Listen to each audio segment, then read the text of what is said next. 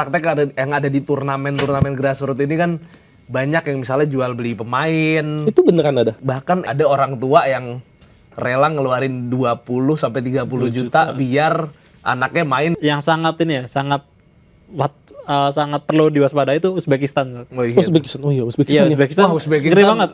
Ngeri banget loh. Dia juara grup loh.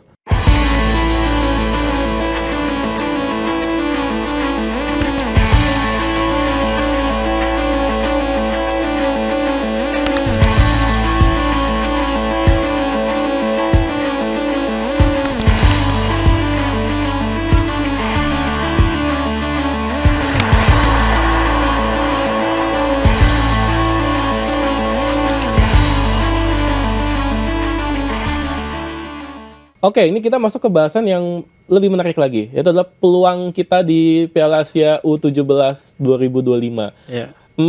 Ya gue rasa ekspektasi netizen jangan sampai berlebihan juga dengan Ya. bilang kita bisa nih juara Asia nih, kayaknya tar dulu ya, satu-satu dulu ya istilahnya ya. Betul.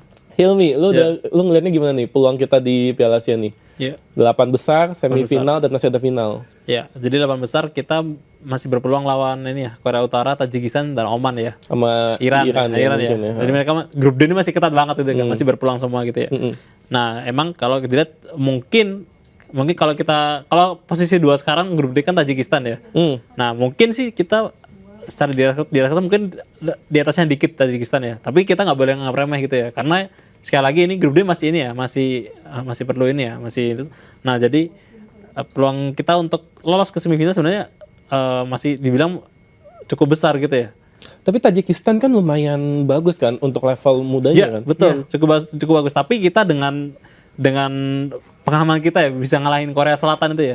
Itu pasti jadi ini ya. Pasti secara mental pasti sangat ngangkat banget ya. Dan pasti lawan kita di perempat final, semifinal pasti sangat memperhitungkan kita. Oh ini tim ngalahin Korea Selatan gitu. Pasti sangat diperhitungkan gitu. Nggak sembarangan nih. Walaupun mungkin banyak yang bilang, gol penalti ya. Emang gampang dapetin penalti. Terus ngalahin Korea Selatan di menit-menit terakhir lagi kan. Terakhir Evandra ya, walaupun sempat gagal tapi rebound kan. Tapi kan nggak gampang. Butuh mental yang kuat kan itu kan. Penalti nggak gampang. Penalti nggak gampang. Tanya aja sama Liverpool disingkirin sama PSG ya. Nah, itu betul. Nggak gampang. Nggak gampang penalti itu, seperti itu. Oke, Danes. Ini kalau Hilmi kayaknya udah optimis banget, udah semifinal aja dia ngomongnya. Lu gimana ngeliat ini? Ya kalau gue sih biar ngalir aja lah. Maksud gue ya kalau kita bisa melangkah jauh ya syukur sampai final misalnya. Tapi kalau enggak ya udah yang penting adalah target untuk ke Piala Dunia kan sudah tercapai. Nah tinggal nanti bagaimana di Piala Dunia anak-anak betul-betul nunjukin kapasitasnya. Iya, betul. Dan di Piala Dunia misalkan nanti kalah gitu ya, gue berharap juga buat penggemar ya jangan dibully dong, gitu loh. Mereka tuh yang penting adalah ya tadi yang seperti yang gue bilang ya, kompetisi kelompok umur apalagi U17 itu sebetulnya ya, itu belum waktunya cari menang. Belum. Jujur aja. Belum waktunya. Itu sebetulnya belum waktunya cari menang. Tapi karena ini Piala Asia ini kualifikasi, ini adalah jalur untuk ke Piala Dunia. Ya nyari menangnya di sini. Iya.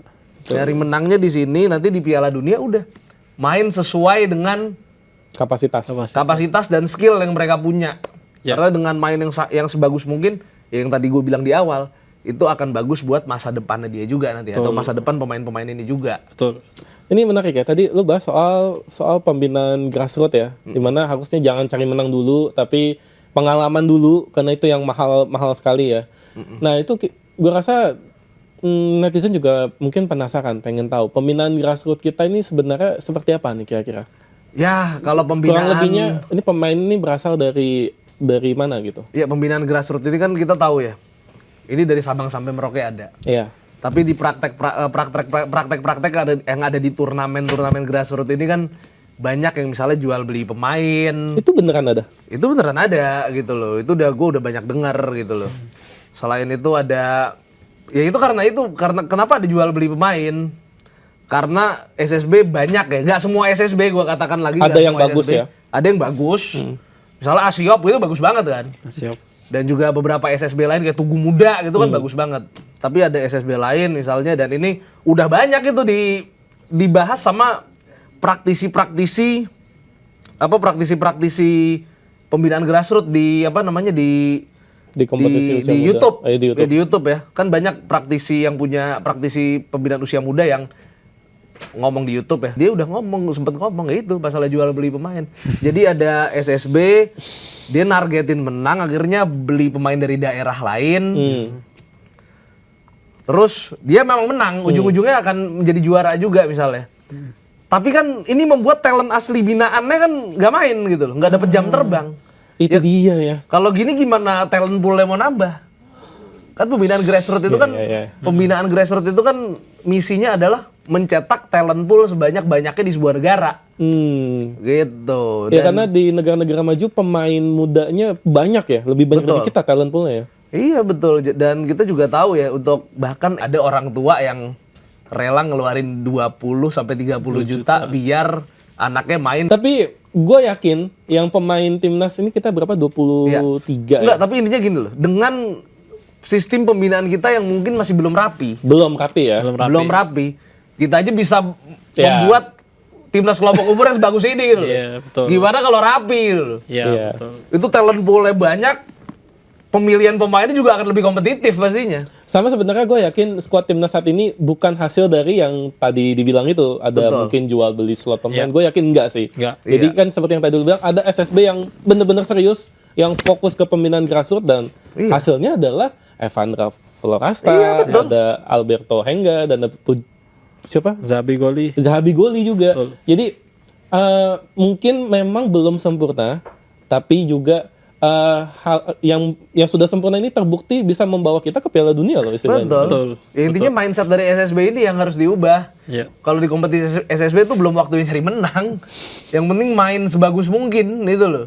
Iya, dan ini juga mengacu kepada timnas pusat ya, alias Belanda ya. Iya betul. Belanda itu nggak lolos Piala Dunia U17 loh. Betul. Tapi malah kita yang lolos nih.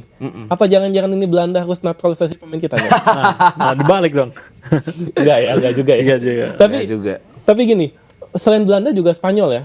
Spanyol nggak lolos ya? Lolos. Iya, nggak lolos juga kan? Spanyol. Lolos Piala Dunia juga kan? Iya. Tapi bukan berarti mereka juga pembinaan yang nggak bagus gitu kan? Iya. Maksudnya mereka tetap melakukan pembinaan tapi mungkin belum sempurna. Makanya ini juga kita harus belajar juga gitu kan. Piala Asia negara-negara yang bisa menjadi batu sandungan kita, Hilmi, menurut lo? Negara-negara yang berbahaya nih buat kita nih. Berbahaya. Yang pasti Korea Selatan dan Jepang itu Meskipun pasti. kita udah mengalahkan Walaupun udah Korea Selatan, tapi ada kemungkinan nanti kita kalau ketemu kita lagi lolos, mungkin. bisa aja ketemu lagi iya, gitu. bisa Jadi ketemu Jepang dan Korea Selatan udah pasti gitu ya. Dan menurut gue yang satu ini sih, yang menurut gue ini Cor, yang sangat ini ya, sangat perlu diwaspadai itu Uzbekistan. Uzbekistan. Oh iya, Uzbekistan. Iya, Ya. Uzbekistan. Wah, Uzbekistan. Ngeri banget loh. Dia juara grup loh. Ngeri banget loh. Malah jadi Uzbekistan kalau gue lihat ya perkembangan sepak bola itu bagus banget gitu loh. Terbukti kan kemarin kan kayak Abdul Qadir Kusanov kan masuk ke City kan. Harganya mahal loh, harganya loh. 40 juta pounds loh. Nah itulah. Kusanov. Jadi kayak gitu. Pemain Uzbekistan pertama yang main di Premier League ya. Nah, itu benar-benar jadi apa ya kayak breakthrough banget gitu kan. Jadi kalau ngeliat kan, wih, Uzbekistan benar-benar sangat menonjol gitu. U17, U20, sampai senior. U23 juga. Betul, itu berkat pembinaan grassroots yang rapi. Grassrootsnya rapi banget. Jadi liga grassrootsnya kan di Uzbekistan juga mirip-mirip dengan Belanda dan di Eropa kan. Kabarnya- Tiap minggu main. Iya, tiap minggu main ya. Itu Tiap yang minggu penting. Dan yang gue dapat info ada kasta-kastanya ya. Iya, Jadi itu. ada banyak divisinya. Jadi semua berkompetisi gitu istilahnya. Jadi yang mana yang terbaik itu yang diambil.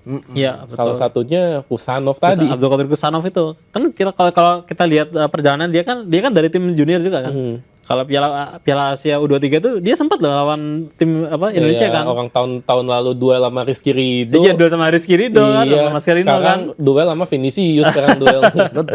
Dia sekarang udah di Premier League kan. Jadi Uzbekistan jadi salah satu yang menurut gua tuh sangat harus diwaspadai selain Jepang dan Korea ya itu ya. Jepang, Iya. Korea, Uzbekistan. Dan ya. Uzbekistan itu pasti. Gimana Nes? Lu ngeliatnya? Ya, kalau gue sih Uzbekistan jelas, Jepang Korea pasti, Iran juga jangan lupa. Iya, Iran ya. Iran secara profil badan tuh kita gak usah ragukan nggak usah lah. ragu. Dia unggul di fisik ya. Dia kalau unggul Iran. fisik. Di semua cabang olahraga tuh kayak volley gitu sama. Fisiknya. Futsal juga Dia ya. di basket jago, Iya, fisiknya kita tahu. Iya, iya. Dia ya cuma kurang bulu tangkis aja ya. Iya. Bulu tangkis belum ya bulu Karena tangkis. bukan profil tubuhnya emang nggak cocok buat bulu tangkis kalau Iran jujur aja. Iya. Lebih cocok kita ya kalau Lebih bulu cocok tangkis ya. kita. Oke, Iran, Uzbekistan, oke. Kalau gitu, Nes, lu ngelihatnya kita bakal sampai sejauh mana kita melangkah di Piala Asia U23 ini? Semoga sih minimal 4 besar ya. Semifinal ya? Semifinal yang minimal ya. Iya, Tapi kalau seandainya di perempat final kita udah kalah gitu ya udah nggak apa-apa. Gak apa-apa juga ya. Nggak apa-apa juga. Tapi kalau bisa sampai semifinal sampai final itu kan bagus. Jadi pemain-pemain mainnya lebih banyak gitu kan. Itu bagus dong kalau main lebih banyak.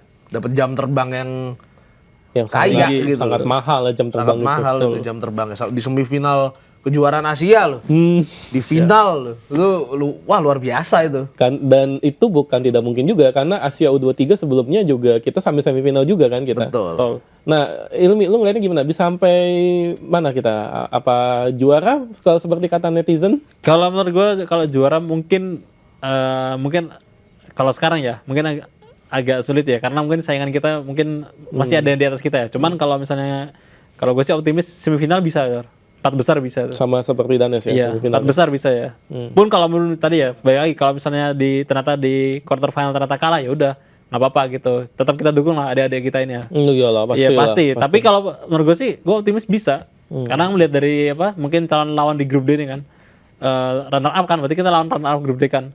Itu menurut gue sih masih bisa lah, masih bisa untuk lolos sekali lagi melangkah ke step berikutnya ke semifinal. Masih sangat bisa gitu. Kalau nggak salah bagannya tuh semifinal kalau semua lancar ya, kita bisa bertemu dengan Uzbekistan. Uzbekistan, betul. Yang tadi kita bahas itu yang Iya. pembinaan grassroots-nya udah ya harus kita akui mungkin di depan kita ya gitu ya istilahnya. Kita harus fair juga gitu. Kita bicara fakta.